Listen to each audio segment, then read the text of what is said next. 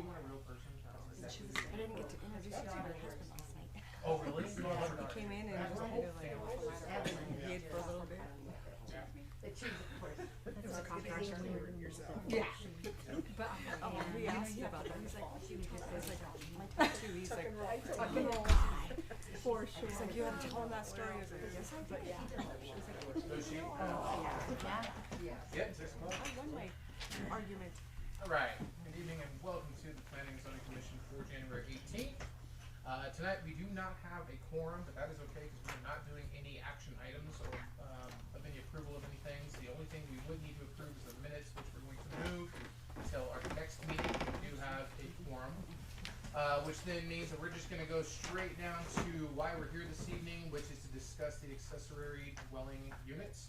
And I would like to continue the discussion the same way that we started with about 2 months ago, I believe, where this is an open discussion. You do not need to come up and state your name. It is full on. If you have something that you want to share, ideas to think about, consider, it is for us to jot down notes. It's for Brock to hear what everybody's thinking. And ultimately, just to kind of gather all of our ideas and thoughts together in one spot so that everybody's kind of on the same page. There is no final decisions being made on it. It's a constant work in motion right now. So with that being said, I'll open it up to anybody on commission. Mr. King. Yes. Before opening it up, should we just entertain to see if anyone out in the public has any specific item? That we could. I mean, it was a full-on discussion. I mean, so I was just gonna go wherever you want to go. Just say if anyone in the public doesn't have anything concerning accessory dwelling units that they just wanted to speak about from the general public, just general comment. Okay. If there's any. I'm all good with that. If anybody out here who's blessed us with their presence this evening, if you have any comments, thoughts, ideas about accessory dwelling units, love to hear them. This is a good opportunity for that. It is completely informal. We are being recorded, of course, live via YouTube. So, but yeah, love to hear what anybody has to say. I just have a quick question. Can you explain, because we just started coming to these meetings, can you briefly explain what the accessory dwelling is? I can. So there's a couple of ways I can do that. I can either go through the very long definition, or I can go through the accessory dwelling unit ordinance. That is a draft that we currently have. So I will read you the draft. Okay. Okay.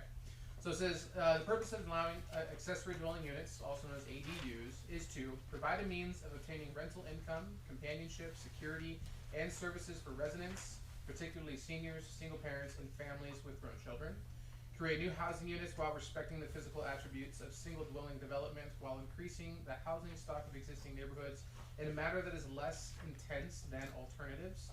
Provide a broader range of accessible and more affordable housing. Protect neighborhood stability, property values, and the single household residential appearance of the neighborhood by ensuring ADUs are installed under the conditions of this chapter. So a couple of definitions to continue with. An ADU is an accessory residential unit is a second dwelling unit either within or added to an existing detached single-family dwelling or constructed as a separate accessory structure on the same lot as the single-family dwelling.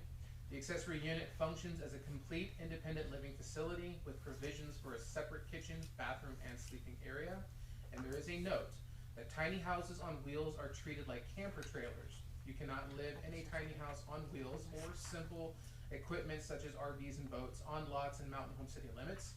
If your tiny house has wheels, you need to follow parking rules for large vehicles. And that is just the accessory dwelling unit ordinance that is currently a draft. That's what we're discussing here. Misty, an accessory dwelling unit is like a mother-in-law suite. It's having on a single-family home piece of property, another dwelling. Is there a size limit? That's everything that we're discussing today. What size limits would we want? I believe right now, within the ordinance, it's being proposed that the size be 40% of what the main structure is, but no more than 700 square feet. The intent, as stated by our chairman within the ordinance language, is to try to add density in a very careful manner that doesn't take away substantial resources and doesn't provide substantial impacts. So basically providing additional housing inventory for those circumstances where you have one, maybe two individuals living there, be them grandpa, grandma, your grown kids, maybe you rent out a single studio to a airman, something similar to that. All right, one thing to point out that the ADU is gonna have a separate, utilities from the community structure. Mr. Chairman? Yeah. So to just to continue on that answer, if you're familiar with in town here, I think I brought this up the last time, but if you go down between Main, Second and Third, in the alleys in between those streets, almost every house down those alleys has a little apartment out back. Okay. And it's like it used to be a garage. Some of them maybe used to be garages. Like yours, you have one like that, right? What's that? You have one like that, right? You have like a garage Well, mother-in-law it's kinda quarters? like that. It's a huge garage though, so but it's similar. Yeah, but it's on a separate lot. It's not on the same lot as but it's very similar. Yes, actually. Yeah. So I got a question. Mhm. So you're telling us that you're gonna build houses, but it's gonna have a mother-in-law, like a mother-in-law house on that same piece of property as a normal house? No, we are not, this is not a proposal for building a house. This would be if, for example, I wanted to put a mother-in-law on my property in town. I would have to follow these same ordinances that are being suggested or discussed this evening. So it's not like we're building new lots and we're gonna put mother-in-law units on that lot with the house. That's not what it is. It's if you wanted to put one on your own property to house whether your in-laws or your family members or sons or daughters or whatever it might be. That's what this is. So it's not building of a new house with a mother-in-law unit on that same plot of land. It's pre-existing houses. Yes. Okay, so I do have a question. I just became aware of this. There is a protest that's been going on since Sunday in Boise across from the Capitol. I'm not sure if you guys know of the homelessness with affordable housing. Washington and Oregon has done something similar to this, allowing homeless people to move into these mother-in-law suites and they can't get them out. So my concern is if Boise doesn't have affordable housing, are the homeless people going to start moving to the next towns over because they're being pushed out? So- And then is it gonna happen to Mountain Home because we have all these accessory dwellings available? Having studied more urbanized areas, Portland, yes, has something similar to this. Seattle has something similar to this. Even though they are legal, they have not seen a huge jump of people building them because they're still expensive to build. A lot of people are building them, in my opinion, for one or two reasons. It's to house a family member or to obtain rental income. Okay. Which, but- though it would be, I believe the rental income that they would generate would be competitive with other rentals they would have.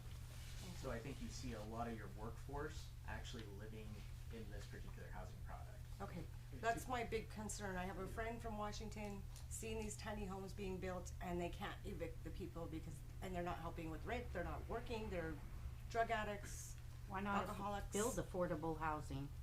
Well, so- Instead of all these houses that are $350,000, So I why think not what abort? this is designed to do is allow a property owner to decide what to do on their own property. If a homeless, I don't see any economic incentive for them to allow a homeless person there, nor would the government have anything to do with letting the homeless person go there. It would be up to the property owner. Mine started out, literally took a bay of the garage and turned it into an apartment for a nanny. And then, because we had surprise number 3 come along, and so that didn't work out very well. We started to rent it, that didn't work out, and it just became an office. Anyway, I don't see a private property owner allowing an influx of homeless people on their own private property, especially in close proximity to their own dwelling. Okay.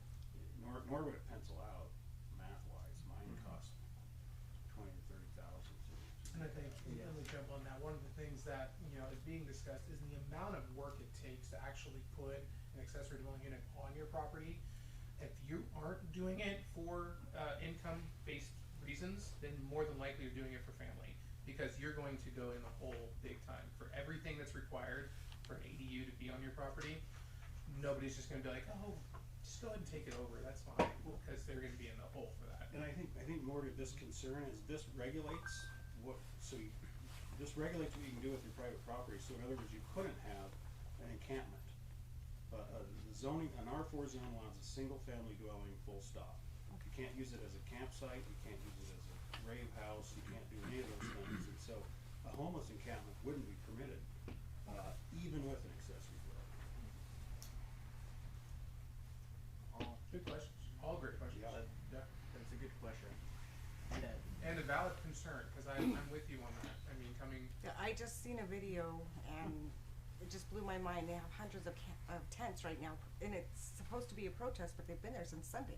Yeah. yeah, that's, And I'll make sure that you get a copy of the ordinance language so you can see, but there's certain design standards within here that says that it has to look like the house, that it has to be very inconspicuous, non-assuming. It's not as easy as getting a tent. It's not as easy as getting a tough shed, putting it there and being like, Okay. I have an ADU. So would it be similar to the ones that the county allows? Because I know the county, my stepson looked into building a mother-in-law suite instead of a house, and it has stipulations like the kitchen can't be this, the kitchen can't have Yes, this kind of oven or precisely. whatnot. Okay, Yep, that is a accessory dwelling unit ordinance that they have. So exactly okay. like that. good. Hey, Rob, can we give you a copy of this right now, cause this is extra? Yeah. Yeah, you mind? In fact, I think I sent you a copy of the county's, Mm-hmm. because Glenn's Ferry is looking at doing this as well. And the county's has an interesting, I don't know if we're gonna talk about it. So, kind of throwing it back in your guys' court, commissioners, if you have read through this, Mhm. are there still any major points of concern that you think you need to speak further to, or maybe you need to flesh out in greater detail? Nancy? I want some clarification on, a few things. For instance, in the purpose, number one, A1, provide a means of obtaining rental income, companionship, security and services for residents, particularly seniors, single parents. What does that mean? Single parents. I think that would be, again, correct me if I'm wrong, but that would be a single mom with kids. Just a single mom, what about a single dad? Yeah, single dad. Cause I have a son who's a single dad and Yeah. has custody of his child 50% of the Yeah, time. so, I mean, absolutely, that would be a consideration of single parents. Okay, well then that brings me up to something later on that, in this. Let's see, and families with grown children, what does that mean? Children older than We can't 18, afford the housing. generally Yeah. those who probably just got out of school, trying to get on their feet, make it into the workforce, or they're in mountain home and there's just no inventory yet, no rentals, young people who are in that transition. Okay, so when you say families with grown children, do you mean families living in the ADU with grown children? I believe my intent was to say families who own that property. Okay, because I'm just trying to clarify Yep. things in a way being devil's advocate. But anyway, that's all I have for that bill. When we get, you want me to go through the whole thing or Sure, just go wait for as it. we go down? You might bring up something that somebody else might suggest or think, so Go for it. go for it. Okay. Well, kind of going with the single parents, so it would be, a single dad, single mom with kids. We get over to the development standards. That's the ADU size, height, and location. Number one, an ADU shall not have more than one bedroom or sleeping room. That's gonna be really interesting with kids, with just one bedroom. Yeah.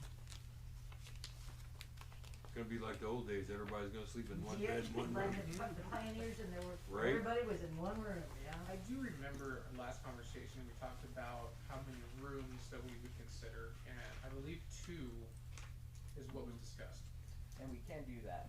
So the crux of the bedroom discussion was we want to ensure that the people who are living in these units aren't necessarily very big families.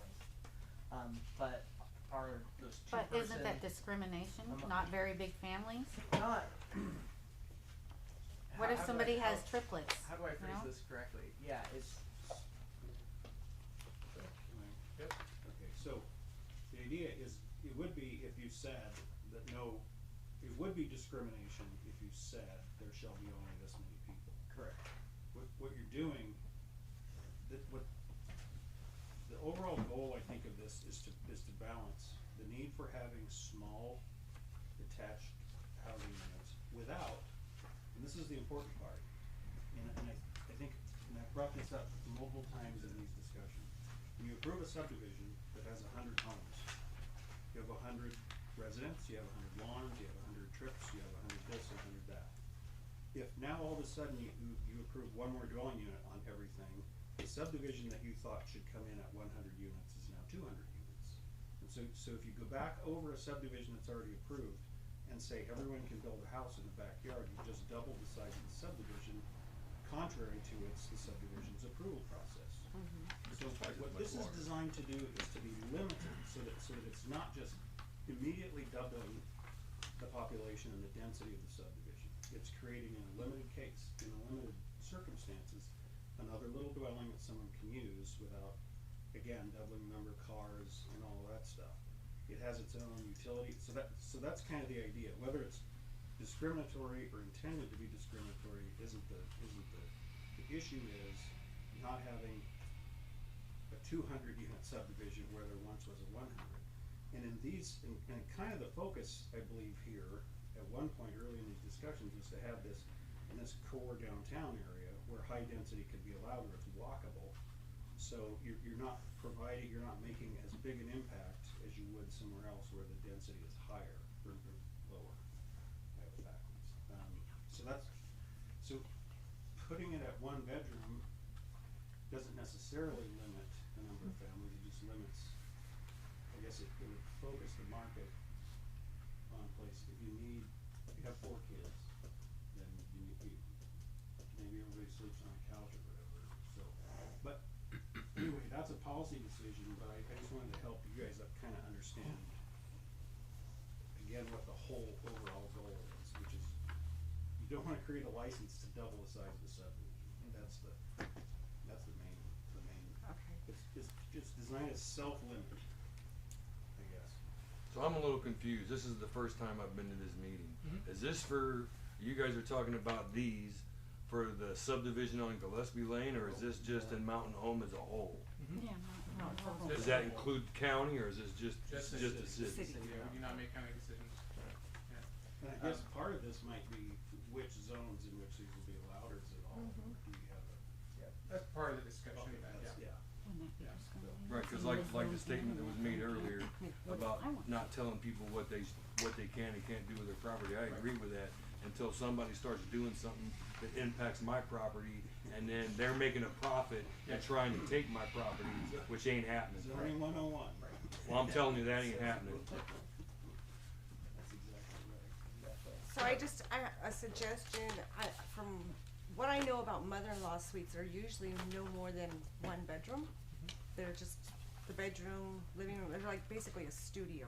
Are you guys going to look into the limitations on that, or?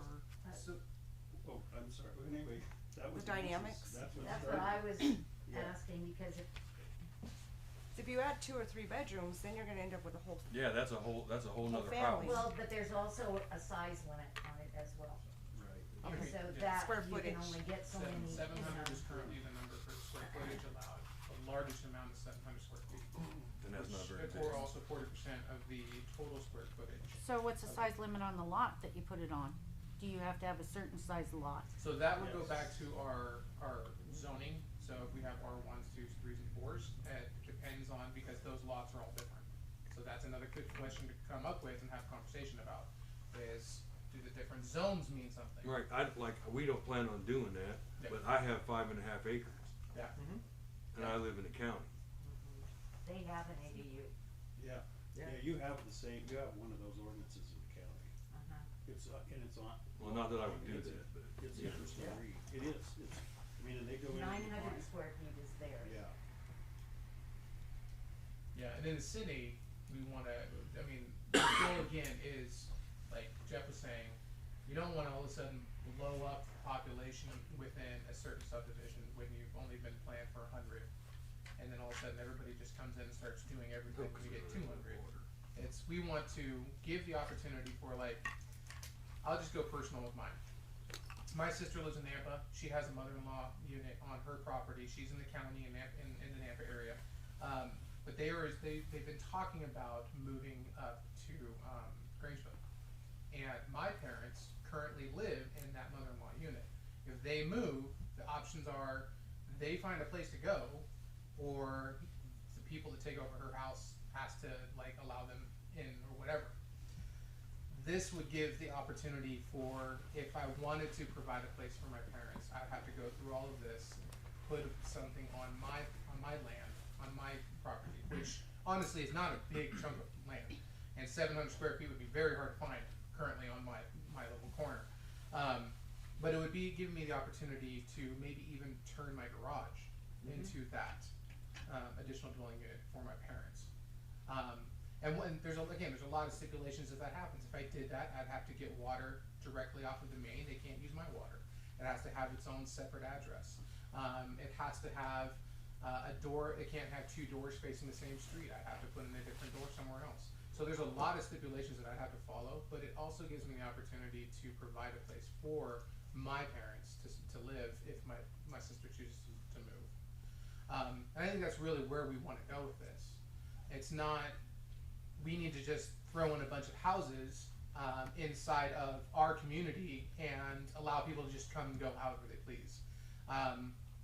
One of the stipulations in here is that if you use it as a rental property, you have to be the one either in the ADU or in the house that is with the ADU. Which then comes a bunch of questions of what happens when you sell the property that we need to talk about, you know? So there's a lot of questions that are, I mean, this is a work in progress, and I don't think we're gonna have anything finite soon. So, but yeah, that's kind of where we're at. I mean, again, going back to, if my parents needed a place to go, this would give me that opportunity to provide them a place, so. Beth, can I put you on the spot? Yeah. Would you explain why, she's right behind you. Anyway, Beth, I'm gonna let her explain what she's looking at and what she would love to have happen in her own situation. Well, we're looking at the mother-in-law house, and I think because my son has almost a half acre in town, but I think that one thing that people don't understand about it is you have to follow city code. Yeah.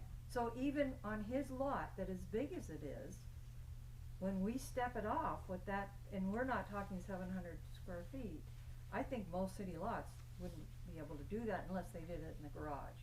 So people having this thing of thinking all these houses are gonna go up everywhere, most city lots aren't going to be able to follow the city code, like, I don't know, 20 feet from the front, 15 feet from the neighbor, and everything, so.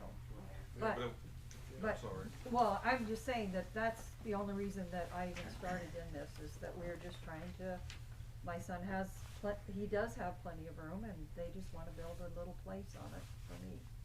Yeah. But it's back to what you were saying earlier. You have to have separate water and sewer for that. So that's impacting the water that we already don't have. Yep. You gotta look at that Especially too. if everybody in Mountain Home starts doing it, or they're doing it in the subdivision. So what it actually does is the reverse, because you have to pay for a separate connection, and each connection fee requires you to put money into the water development fund. So in other words, rather than piggybacking off an existing one that has one equivalent dwelling unit water capacity, in other words, the water system's capable of delivering one household's worth of water, which is 4,000 gallons a month or something like that. This other dwelling, rather than piggybacking on that, would have to contribute its own water development fee, which goes into the fund to buy water rights, drill wells, that sort of thing. So it has to support the whole water infrastructure the same way as a separate dwelling, rather than piggybacking on one that already exists. So it provides an incentive to limit it So it limits it by water availability. Which isn't very much. Well, Cause the correct, water's which not you- there. Which you wouldn't be able to do if you simply piggyback by running a garden hose out to the accessory No, unit. I'm not talking about that. I'm talking about even if they got their existing, where's all these, water rights coming from? Are they just making them up? Cause I know there's, Oh, well, that's, anyway, in terms of the dwellings and what the dwelling has to do to supply its own water, it's required to pay a very, very expensive connection fee in order to be able to exist under this scheme. So, I know that's why I haven't hooked up to it. But if the water's not there, it's not there, no matter how many wells you put in, if it's not recharged, there's no water there. Cause the Doesn't matter. pump went out on my well. My house has been here since 1973. The pump went out on it, which was the original pump that was put in there in 1973. When Hiddleston came out to change the pump and the motor, they had to drill another 20 feet, 20, 40 feet because it's dropped. it's dropped. Yeah. So, It's definitely something that is in conversation a lot. I know city council talks about it. They understand that, you know, where they're at. Again, we can't, this body doesn't make decisions based off of water. Unless, Mr. Yurikiti says, we don't have any more EDUs. So at that point, we go, well, then I guess we're not gonna approve any more dwellings, or any more dwelling units So to be this- approved. the separate connection fee scheme prevents sneaking that water out. did you say skiing? The separate, Right. the separate connection fee Oh, okay. prevents anyone from sneaking more water out than is actually allowed under the number of connections that the city have. So by paying for a separate connection, they're all on the books, and everyone knows exactly how much water is or isn't available. Versus if you just ran another hose out to another dwelling unit, you wouldn't know. You think there's one house, but there's actually two. This requires the property owner to put up a bunch of money and make a separate connection that is limited as well by the same exact limitations that you're talking about, the ever declining aquifer. Nonetheless, the city possesses water rights that allow it to come in front of others when there's a curtailment. And each separate user contributing his own money makes that more viable than if you simply allowed a connection without if you allowed a connection to an existing connection. That's what that prevents the harm that she's warning about extra dwellings just sucking out of the aquifer. This requires you to put up a ton of cash in order to be able to do it. So just, You had a question? One thing I've been asked, about the water, Mr. McKee, there hasn't been any data saying that if we did do a accessory drilling, that's less water demand versus say that this person that was gonna build a new house, they share in a lot, so is there any savings of water by doing that? Because that unit of 700 square feet, you're gonna share the yard, you're gonna share the vegetation, you're gonna, kind of share that common area versus that a new person build a new lot would need more water for that kind of. So he and the contracted engineer Keller are in charge of the table, the accessory dwelling unit table. So, the mother-in-law should be one, don't you think? I mean, I don't know. You know, we have to figure out what it is, cause it's different in Right. in municipalities all over. There's no like set thing for that. So we would have to see is, okay, maybe it's 0.75 of an EDU, because they're not watering the yard. Right, yeah. So, yes.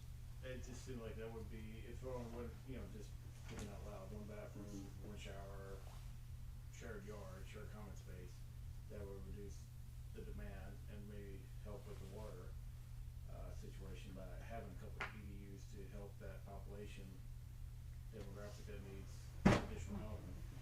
And I haven't seen any research on it, I didn't mean to put you on the spot for a question there, but just something to. No, that's an excellent comment. Write down. What do EDUs look like for accessory dwelling units? Yeah, that's a good question. So one thing that was brought up by the audience, so we have a maximum size depending on the house size. But should we think about a minimum size for lots? We do have the building setbacks, which really governs small lots being able to just build something huge next to them and take away green space that is needed not only for aesthetic purposes but for stormwater. But do you believe that there should be a minimum lot size? Won't that impact the neighbors' home values if I've got this little house outside my kitchen window over the fence right there? I mean, I wouldn't want to be looking at some little house. I'd rather see trees across the fence there, not somebody's house. You know, is that not going to impact my property values? Especially if it's not kept up. You know, it's going to look like a shack. It's not a cognizable property right in any jurisdiction, unless you purchase it. So if a property owner has a property right in the property they purchase to construct anything they wish that's consistent with the zoning ordinance and the building code, consistent with setbacks. So if there's a 5 and 12 is the standard setbacks, 5 on one side and 12 on the other. If that structure is constructed consistent with the building code, the zoning ordinance, and the setbacks, then there isn't anything you can do about it. Whether you prefer to see it there or not is not relevant, unless you buy the property or buy a scenic easement. These fights really play out on the coast, and they never would. They turn into brutal, horrible, nasty fights, but there isn't anything you can do about it. There's no such thing as you could purchase a scenic easement on the adjoining property, but you have to pay that property owner and buy his right to construct what he wishes on his property. Is there a place where I can find for each the lot size for each zone R1, 2, 3, 4? Yeah, that'd be a good zoning ordinance. Okay, I'm currently looking at that It's at chapter. the bulk and coverage standards. I think it's probably 978. 978. Okay.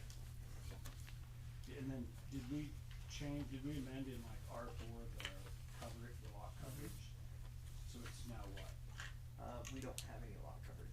Just the setbacks? Yep. Okay. So Mark, I have a question. I don't know if it's more for legal or for you, Brock, or maybe a combination of both. So using his example, say that he wants to build a house for his grown kid or a mother, and he's an HOA or CCNR, and a CCNR is good for 30 years, or at least most of them, give or take. What trumps what? So it's his property. He agreed to CCNR when he bought the property, and I know I'm going down in details and playing devil's advocate, so forgive me. No, that's all right. But it's his property. CCNR said X, Y, and Z. He wants to do that. So what had legal precedence? The property right or CCR? We had to get a waiver to the CCR to do that. So it depends on which way you're trying to go, and I had this come up just in Glens Ferry. So it's almost never the case where they're directly contradictory, where the CCNRs say your house must be purple and the city ordinance says your house may not be purple. I've never seen one of those, so we can throw that example out. But there are examples where CCNR says the minimum home size is 10,000 square feet, and the city zone says the city zoning code says the minimum house size is 2,000 square feet.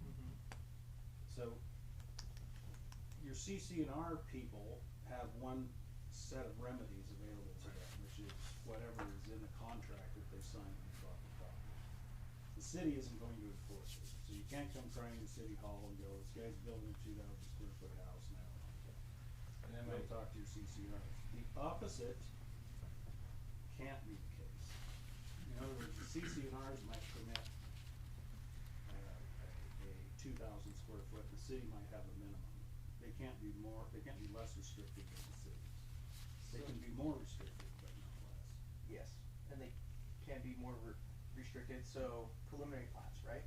Someone can come in with a preliminary plat document or a PUD document and list in there, which records with the land that no duplexes are allowed.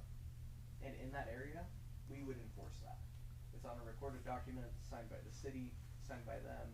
until that CCNR or the No, code. that's not a CCNR. No. That's Well, recorded that's on the plat, okay. which is completely different. It's a recorded rule. CCNRs are a contract between a developer and subsequent landowners. Okay, so the plat. And they're similar to what she was talking about a scenic easement, and I think is where you're going. So, Right. so the United States Forest Service, for example, did this in the 1970s on the Middle Fork.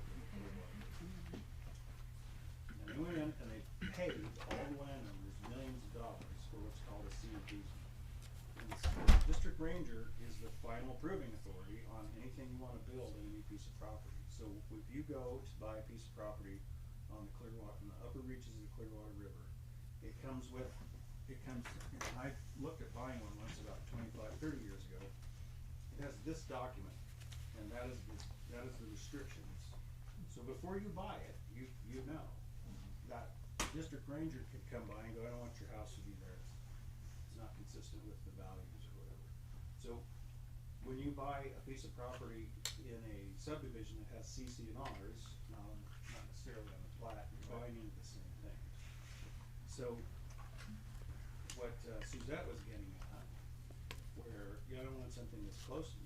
If you buy property in a subdivision that has those CC&Rs or has a PUD that's recorded, then yes, you can enforce something like that. But if you buy something in And that town, would be between a homeowner and that respective homeowners association, not with the city. yeah. Okay. So So for example, that if it was, they couldn't build because, say that it was in a plot that had that would preclude someone from building it if the CCR in the plot said that. right. Okay. But the enforcement is two different entities. One's the city, and one's yeah. You should come to, cause I don't know when we're gonna do it, but we're gonna have another zoning 101 class that gets right to what you're talking about, which is this balance between nuisances and property rights, but we have it. Yeah. Sorry, Mr. Chairman, the guy back here with the hand up. Oh, sir, sorry. So an accessory dwelling unit is that like predicated that it has a kitchen within it? So like if you had a house and you did an expansion of 2 bedrooms, you don't care, right? It's just normal golden permit. But if you wanna have 2 bedrooms with another kitchen in it,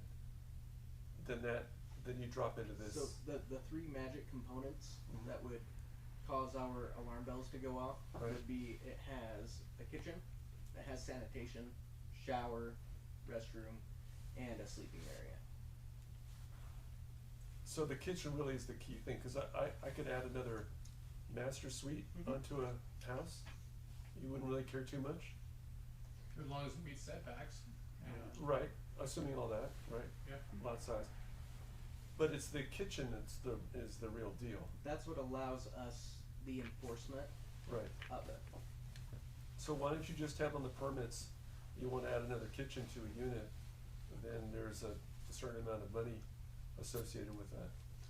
So Rather than have a new mailing address which impacts the post office, a new meter which is like, another deal. it is a good comment, and I think I'm gonna punt it over to Brenda to see if she knows, but it isn't illegal to have 2 kitchens in one home. In one home, correct. It isn't. So what our building official would be looking at, Right? he would be seeing, well, is that in a separate, it's one of those things, and I hate to use it, but you know it when you see it. You can see that clearly this is an independent dwelling. You can only get to this kitchen, this bathroom, this bedroom, through this one entrance. That's what it's being utilized Right. as, this is how we do. But that's an excellent comment. Do you have But these are anything to add on that? detached, aren't they? I would think at that point, it's no longer an accessory dwelling unit, it's a duplex. Yeah. Because you have that connecting wall, it seems like to me, that's the jump. So an accessory dwelling unit in my mind would be something that is completely separate from the existing home. Yeah, it's What- detached. Isn't that what it detached. was? Detached, wasn't that part of the thing? So that I read? in Yeah. here, Yeah. we have a definition that it can be detached or within as well. Okay. Because if it's a Okay. duplex, not so much the duplex. See, then, I know then that you're talking different building firewall. code could apply. Right, cause then you're talking firewalls and Precisely. separate dwelling units and. Yeah, firewalls, and I was just Yeah. gonna look at. Did you do a firewall? And I think the whole thing is off of that is you don't get to it through your regular residence. So Right. separate entrance as Your well. separate entrance. Separate entrance. But somebody could have a patio door. I mean, I'm just looking for areas that they could skate around the edge. Right. Well, I think the other difference is this must be on the same lot. Mm-hmm. So, and this is where this one size fits all, we might have to look at different zones. So in this old school area down here, there are 25-foot lots. Mm-hmm. And then you get some areas that have bigger lots, or you have some areas that have meets and bounds that are just go over here, turn left at the oak tree, come back to the. Yeah, well, that's like, so if I'm gonna use Riley's place behind yours, in front of yours, with the big field, with the, the big yard in front, Yeah. that's two different lots. I mean, 'cause Right. that's how it's broken down into that, so it's still the same dwelling, but it has its own separate lot. So Mhm. how does that, So if you put another dwelling in that big triangle, you could be just a standalone dwelling and not an accessory dwelling. You could build another house. as long as it fits the setbacks, Yeah, next to that, So RV how are you park. gonna differentiate between like an attached garage? So, and I'll just give you an example. My husband and I just bought a house in Mountain Home recently. They converted the garage to a bonus room. It's almost 450 square foot. You could put split it up into 3-4 rooms. So how are you going to separate those two from each other? And if I wanted to just hypothetically convert it to a mother-in-law suite, how are you gonna come in and disconnect or reconnect the water and the heat sources or whatever to call it a second dwelling? They don't have to be new. I think that wouldn't be that might not be eligible unless you could do that. So Cause it would used to just be a garage. It would just so- be an addition to the house, to the main dwelling. I guess if you wanted, I guess you could firewall it to turn it into a duplex, but then it would be more a duplex than an That's- accessory dwelling. That's how I'm thinking. Good discussion. Yeah. So, cause a lot of garages are attached. Oh, yeah. And then you're talking about turning your garage into, then all of a sudden you don't have an accessory, you have a duplex. Because there is an entrance to that room, cause it used to be a garage to the back, and then we can have a separate entrance to the house. But it is connected by the old garage door. And it would have to be separately plumbed for water, sewer, power, so you've got a lot of money invested to do that. Oh, of course. Yeah, But I'm we do asking, how are accessory. you guys gonna differentiate Yeah, others I from think doing? I get what you're saying is if all of a sudden, so I have a door that leads out to my backyard that's not on the street, and that's my out, in and out, it's not on the street, and I just do something with my garage, how are we going to ensure that what's happening inside of the garage actually meets this? I think that's where you're going with it. Yes, so how are you gonna tell if I didn't go in and just say, oh, here's my grandmother's, I'm gonna move my grandmother in and here's her own little house, and you guys don't even know because I didn't go get permits to put. Right. It has to be separate, I believe you said. It's like So are you 700 making it square feet, For separate, detached. So not detached. to a certain extent, and it's a valid point, and Cause I people would are bet my money dishonest. on it that there has been work done in homes in the city of Mountain Home, which should have been inspected, that wasn't, because people didn't call for it. Well, so I think that the key is, so I can have all the people I want live with me. The problem is they're living with me. This is why it doesn't happen, right? It goes both ways. They don't live with me and I don't live with them. But I think the point is these separate ones, and that's why I think maybe the definition should remain detached. Separate, should be is detached. we don't care how many people you wanna cram in your house, as much as we care whether or not you have another dwelling that you're renting out and wanna regulate that. Okay, but now I'm gonna play devil's advocate on that one and say, I can convert my garage into a studio apartment. Yeah, sure. And there's now a wall between me, cause I'm not really sharing my house with them. Because I've changed my garage You into, put furniture up against the wall and you can't get in and out. and well, like still- in my house, there's one door that leads from my living area into the garage. Wall that up, now that's a complete separate unit. Now you're a duplex like mine would be. Until you have to bust the concrete, you have to run water and sewer through the garage, which you'd have to do. which Yeah. is gonna be very expensive. So I think to that extent it's self, No, you good. I'm not going. self-reg, so yeah, but if you want people living in that proximity to you, I don't know. Yeah. I think it should be Brings up the- detached. I see, and I like that idea. Yeah. Let's remove the language of if you're going to do an ADU, it has to be detached. Yeah. Because you're How right. else are you gonna know? Exactly. She's I got think, a point. I think you're right. I think that you're playing a really fine line of what it is that, again, I could easily. And I know you brought up the point of I'd have to drill into concrete, bring in water, but that's a whole heck of a lot cheaper than putting up an ADU. Or like he said, they run a garden hose yeah, underneath the garage that too. door, That too. Yeah. Or you just don't and you have a say porta potty anything. out back. We've You seen know. that. So what I'll do Mhm. is I'll get with our building official and make sure we have a category. So if a accessory dwelling unit is detached, when there is some sort of conversion, what do we define it as? Is it clear that it's a duplex? If it is a duplex, Right. are we going to enforce certain standards? And I can bring that information back to you to ensure we have a clean delineation Yeah. between the two. Yeah. I like that. What if it's detached and it's on a 10,000 square foot lot and your house is in front and you don't have much room to get back there? What about a fire? What if it catches on fire? How is the fire truck gonna get back there? Is there gonna be enough space for a fire truck to get back there and put that out without catching the neighbor's house on fire because it's close to their fence or their house? It'd be the same thing as a shed. I mean, that's why you have a setback. Well, a shed doesn't have electricity running to it either. Yeah. Well, not a lot of them, but Yeah. it shouldn't.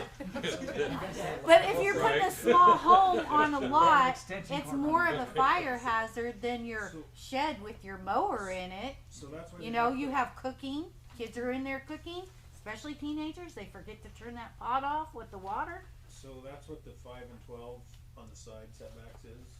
Yep. Is so there's room in between the dwellings that's clear that you can get through, Let's have a clear But- and you can get through in the There's alley as also well. a lot. But I think that's a fantastic point. I Yeah. think with this certain use, we could have them provide us a emergency services plan where they show us this is how you'd be serviced. Well, and you've got by a fire firemen with truck their and any equipment on. ambulance. They need that shoulder room Yeah. to run Yeah. through, Yeah, yeah. and their hoses. Well, you also have landscaping, the trees that hang over everybody else's fence. You know, you put a little house there and, you know, that tree in your yard, my little house catches on fire and that tree that's hanging right above it catches your house on fire because of the tree. So, I mean, there's so many things that could happen. Billy, you got a question? What's the goal of this ordinance? Oh, sorry. What's the actual goal of this ordinance? Is the idea to add more residential units, so more places to stay family only, or is it just more availability of rental spots? Because if it's family The answer to only, your question is yes. if it's family only, then when you add that second meter, that second electric meter, water, and post office box, you now sort of, you have a separate unit, Right. totally separate It unit. isn't for. Where if you're trying to encourage families to stay together, then it's like, I get the point about the water, which is an issue that has to be addressed. But it seems that, Here's what he put for the purpose, but it's still being tweaked, but anyway, yeah, that's the purpose. but it seems that if you make it two separate, then it's separate and it's just another rental unit. Well, and that's And- part of the purpose, is what it Correct. says. So Is to make a rental unit too. the issue with, because I think everyone in this room wants to have a place for grandma and grandpa. Everyone in this room wants to have a place for their parents. And everyone would be like, yes, we love that. But the issue with that is it's unenforceable. Am I gonna start requiring our code enforcement officer to go and be like, I need the records that this is indeed your brother or you are related, and that's where it gets messy. So the intent is, yes, we want to satisfy that, but we can't only say that only families can use this, because from an enforcement point, it's Discrimination. unenforceable. I totally get you on that. What I'm saying is that when you make the water and the power separate and the mailing address separate, then you reduce the headache of having a stranger living on your property. If you make it so it's like, oh, it's family, I can deal with that. Yeah, mom, try to keep the heat under 90, you know, because I have the power bill and I'm paying for it. Where if you have a rental unit in the back there, if somebody's misbehaving, then it's like, here's the bill, buddy. Precisely. Come on in, come on in. Precisely, and Mr. Chair, we better wrap up soon. Right. Well, we had a holiday, so the airport advisory board meets at 7. Okay. But piggyback on that real quick, and I'm glad everyone's here because now you're seeing the complexity of making the sausage and making the legislation. Because other municipalities don't have separate hookups. They do it just for that reason. Right. But in Mountain Home, why that is proposed is we want to be cognizant of our water, and we want to make sure if there is going to be additional water impact, that they pay for those separate hookup fees to go towards ensuring that we have more water. Right, so that's where the kitchen thing, it's like, Yes. okay, I get it, at the moment, you're allowed to have multiple kitchens, but have a fee associated with that extra kitchen. And there's your visibility, right? They put another kitchen in, Precisely. that's gonna require more water. Your calculation is available. Yeah, and that's what makes it fun. Right. What is the hypothetical cost to actually add a second water line or power line or gas line? 2,450 for the water and then 4,200 for the. So this is gonna discourage people from doing, who can't afford it, no offense, but it's gonna discourage all these pop-ups. It's gonna be somebody who's. Precisely. That's, Right. that's what we're Right. trying to It's a lot do, of is to money make there. sure that it's not something that's just like anybody can do it. So that, we're limiting it, but at the same time, we wanna give it freedom for the ability for. So they would have to do separate water, Sewer. what, Yeah. heat, Sewer you know, Idaho Power or Intermountain Gas, whoever. Yeah. And so we do have to get, finished up tonight. And Brock, you have something? Well, Karen, did you have a very quick comment? It was just that it wouldn't be just water, but water and sewer, so it's a lot more expensive and than power. just What I'm water. gonna do, Mr. Chair, is everyone that showed up that wants to be part of the further conversation, I'm gonna give you my card, and you can email me, and I can get you on the list when we have these conversations. I'm glad all of you came out, because I think we learned a lot. We have a lot of excellent points, and I believe what the goal is we're not gonna have a perfect ordinance, but we wanna make it as good as we can for Mountain Home students. So I'm gonna pass out some cards. If you wanna be on the list for further conversation, we'll get you on there, and I thank you for coming out on a Monday and just being part of the conversation. Tuesday. And to piggyback on On a that. Tuesday. On a It's Tuesday. been a long day. And to piggyback on that, this is a work in progress. It is not gonna be finalized anytime soon. It's gonna be constant talk, conversation, figure out what we need to do and what works best for our community. So thank you everybody for your comments, ideas, thoughts, questions, suggestions, because trust me, we wrote notes. We are gonna watch the live stream back. I know that Brock and Brenda are both gonna be taking notes over what we talked about tonight, and that'll go into everything that we do, when we come back to this conversation again. So with that, do we have any questions about billing at all? Permit report or code enforcement? No? Okay, no items requested. With that being said, we are adjourned, ladies and gentlemen, at 6:53. Thank you.